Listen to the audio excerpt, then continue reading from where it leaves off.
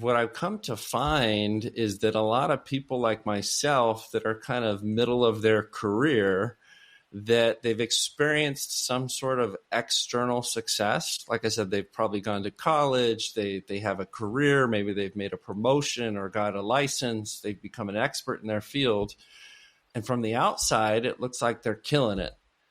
But on the inside, they're usually stressed out, overwhelmed, and unsatisfied. And so at Actively Human, what we do is we help those individuals redefine success. And like you said, realign with what matters most to them so that they're energized for work and excited to come home for the day. Hello, Jake. It's so nice to have you on the show today. How are you doing? I'm doing great. I appreciate you having me on the show, Elisha. It's good to meet you and be here today. Beautiful. And thank you so very much for being here.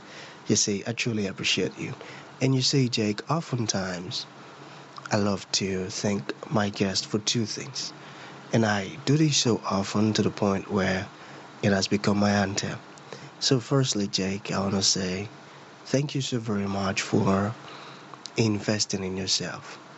You see, you are on this platform right now because you did invest it in yourself.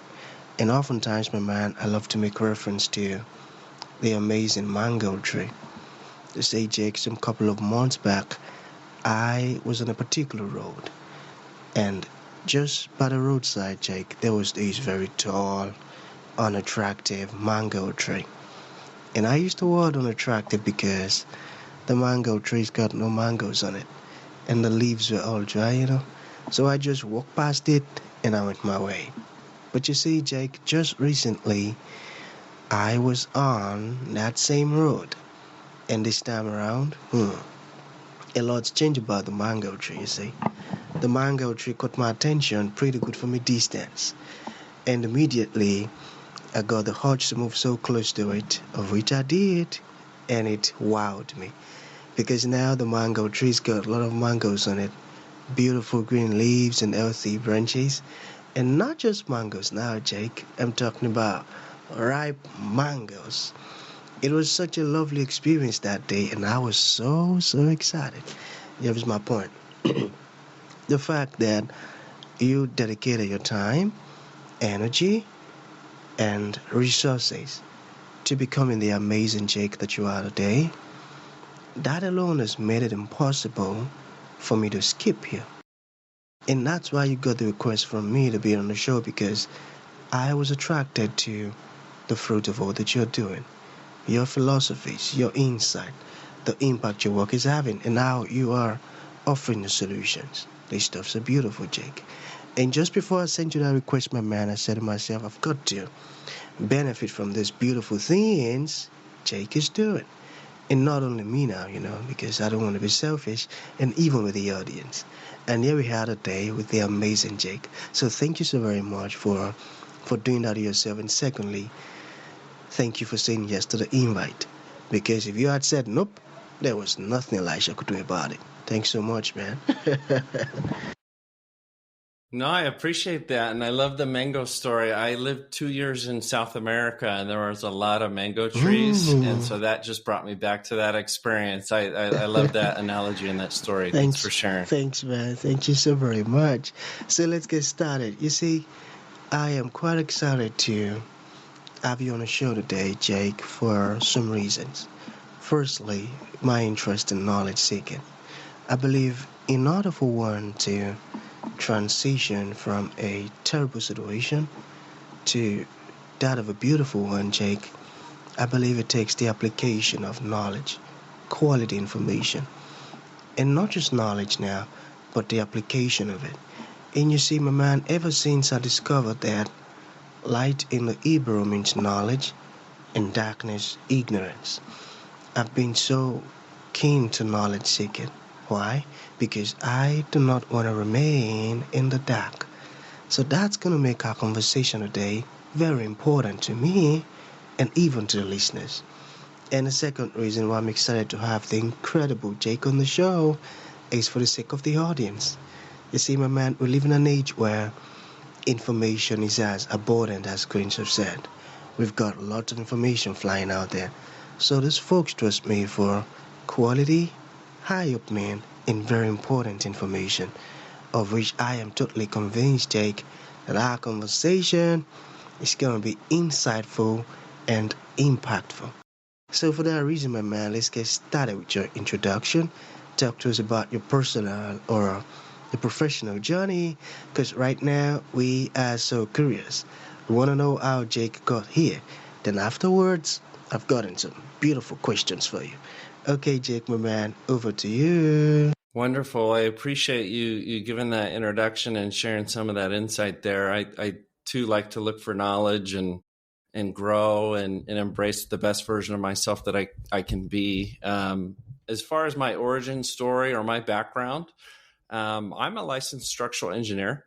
I've spent the better part of 15 years working in that environment. It's a high pressure, highly technical field. And I've been designing, $100 million buildings, managing deadlines, climbing the career ladder. But what happened is in that journey, life changed, right? I became a husband. I became a father. I have 4 amazing young kids, ages 2 to 11. And slowly, as life changed, my priorities in life started to change as well.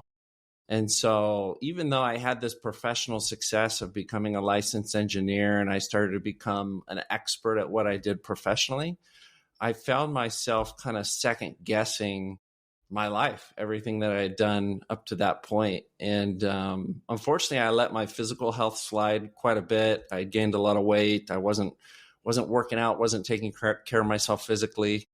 And then my relationships were also strained. So my wife and my kids, I wasn't as present with them, wasn't spending a lot of time with them. And all of a sudden, this career that I had loved for so long and was so proud of no longer felt aligned with the life that I wanted to live.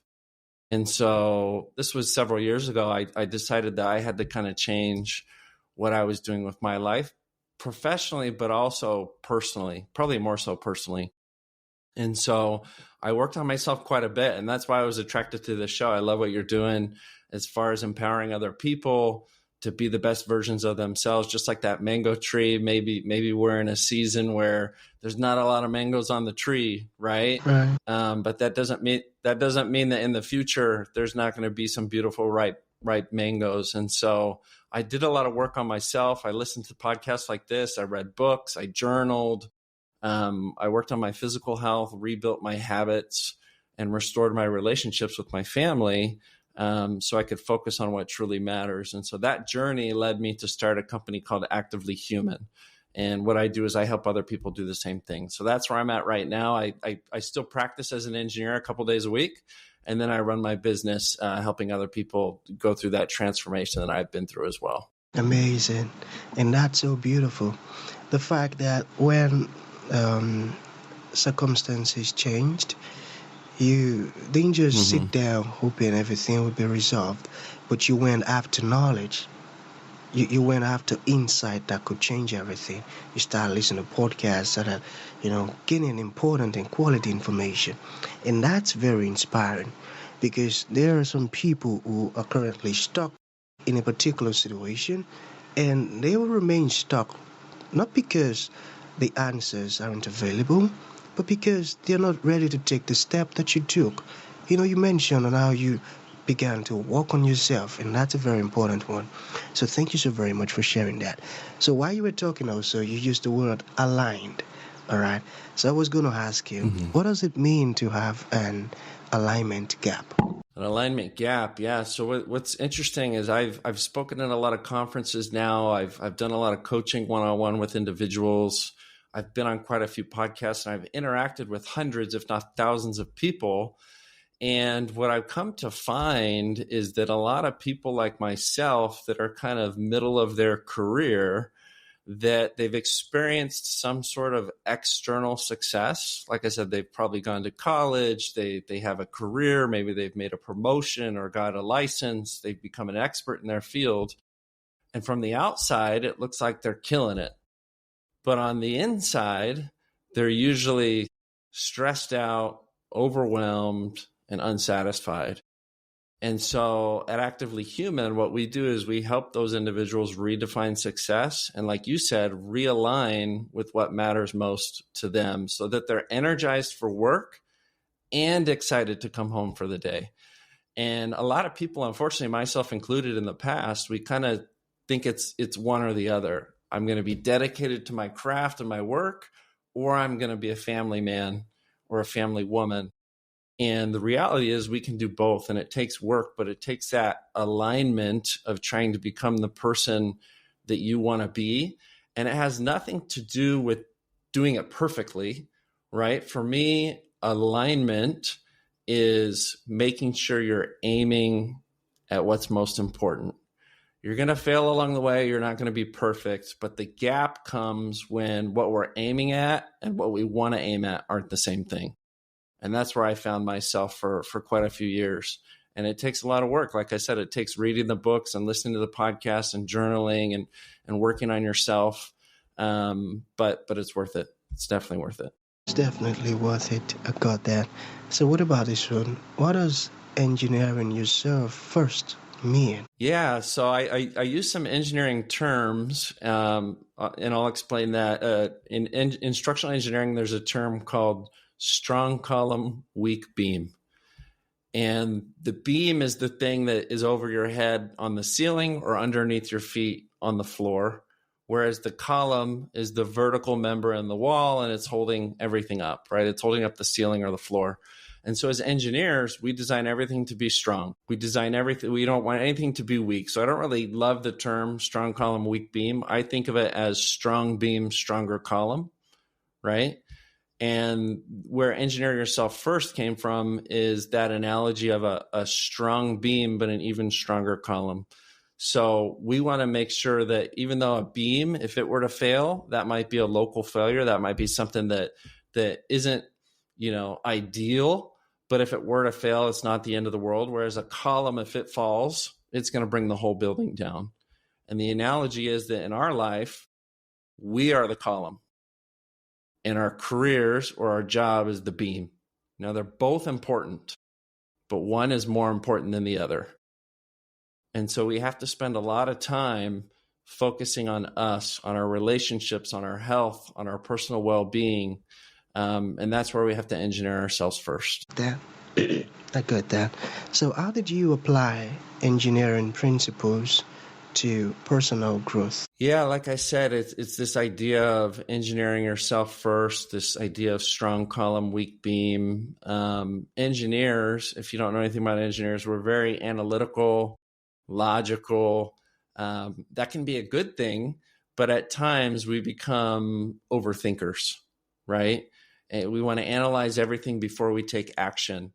And what I've found is that a lot of people lack clarity on what the next step is. And the only way you find clarity is through action. You can't overanalyze it. You can't overthink it. Most of us know what to do next, but we stay in that planning phase and analysis, paralysis by analysis, right? And so although there's a lot of engineering terms and concepts that are directly applicable to our lives, there's also a little bit of like, figure it out as you go, fly the plane while you're building it. Right. And what I found is that clarity comes through action, through taking that next step. You cannot overanalyze it. You cannot overthink it. Clarity only comes by taking action. Got that. Okay, so what is one system or principle you think everyone should apply to their life design? What a wonderful question. I actually really like this. Yeah, what's one principle we could all apply or concept? There's a guy named James Clear. He wrote a really popular book called Atomic Habits. And so I think a lot of your listeners will have either read this or heard of it. He talks about how real change doesn't start with what we do. It starts with who we believe we are. And so this is a big thing that I work with my coaching clients on. He said this exact quote in his book. He said, true behavior change is identity change. And the irony of that is oftentimes we start with the outcome or the habit that we want to adopt as opposed to the identity that we need to adopt. And so, again, that lies at the heart of my coaching. Well, a lot of the high achievers, mid-career professionals that I work with, they're trying to change their actions, which they have good intent. They're trying to be more disciplined. They're trying to work on their health. They're trying to be more present for their families, just like I was. But they haven't yet redefined how they see themselves. And so they're chasing new outcomes with an old identity. And it just doesn't work. It doesn't work in the long term. And so one concept is, before you try to make a change in your life as far as action goes, make sure that you make a change in how you identify and how you see yourself. So before we talk strategy and habits in my coaching program, we get really clear on identity, on who they want to become and what success really means to them in that season of life. Because how you see yourself will affect how you think. It will affect your mentality. I got that. That's a beautiful one. So we have 2 more to go. So what is the R.E.D.A.C framework? R.E.D.A.C framework, and how does it work? Yeah, we've talked about it kind of a little bit here already. R.E.D.A.C stands for Redefine, Realign, and Reconnect. And so I've developed this framework and worked through with the framework with my coaching clients. We spend a majority of our time at the beginning on redefine. And when I say redefine, I mean redefine success. If you ask 10 different people, what does success mean for you? You're going to get probably 10 wildly different answers. And what I found is that if you ask those same people a couple years later, what does success mean for you? You might get different answers from the same people, because life changes, our phase of life changes, we become new people as we get older. And so we spend a lot of time working through that exact question. What does success mean for you right here and right now? Redefine success. That's the R.E.D.A.C, that's the D there. Realign is the second portion of the program or the framework. Now that we have a definition of what success means, now there's this gap, like you mentioned earlier, of how we're showing up, how we're living, and the type of person that we want to be. And what we do is we work on alignment or realignment to close that gap. So we look at your schedule, we look at the activities that you're doing, we look at your work, we look at your personal life, and we figure out how we can intentionally shift those things that you're doing to be in alignment with the person that you want to be. And then lastly, what I found is that this kind of happens naturally, but we also make it a focus, is that, I looked at this the other day. I looked through some of my journals and was reflecting on my past experience. And I find this fascinating. I'm only 39, but I've lived in 25 homes in my life, 14 different cities. I've had over 40 roommates, different roommates. I've lived in 2 countries and I've had 22 jobs. And what I've learned from that is something really important about people, because I've been around a lot of people in different environments. And I've learned 2 things. Everybody wants to be engaged in the work that they do, whatever that is. And the second thing is, everyone wants to be connected to other people. We all need relationships, right? And so that last part of the R.E.D.A.C framework is reconnect. Reconnect with your family, your loved ones, your wife, your spouse, your kids, and also yourself. And so it's a simple 3-part framework. I think most things that are simple are easy to understand and applicable. But yeah, that's the R.E.D.A.C framework. And all of my coaching clients have really enjoyed that framework and the process that we work through. It sounds powerful, unique, and I love it. So to bring this to an end, Jake, what would you like to leave the audience with, like a final thought? And to those folks who would like to reach out to you, learn more about the wonderful stuff you're doing, or even ask you questions, how can that be possible? I love that. I appreciate you asking that. I sent over to you before we jumped on this call a free resource that I have for anybody that wants to go a little bit deeper on some of these concepts. It's called the Own Your Life Playbook. And if people go to activelyhuman.com/#playbook, It's a free resource. It goes through a lot of these frameworks and a deep dive into what I've used in my own life to get to a good point where I'm in alignment with the person that I want to be. And so again, that's activelyhuman.com/#playbook. Free resource. Put in your name and your email. I'd love to connect with any of your listeners down the road. But my last maybe comment or idea that I'd like to share with everybody is just about doing the work. It's not easy. It never is. The simplest things are never easy, but it's worth it, like we mentioned earlier. And so if any of your listeners are in a spot where kind of my story resonated, where they're in the middle of their careers and they feel like, again, they've had some sort of success externally, but internally they're not in the place that they want to be. They're unsatisfied and unfulfilled. Reach out and I'd love to chat with them. Get that free resource. I'm on LinkedIn, Jake Kennington, and I'd love to chat. But I appreciate the time with you today, and I love chatting.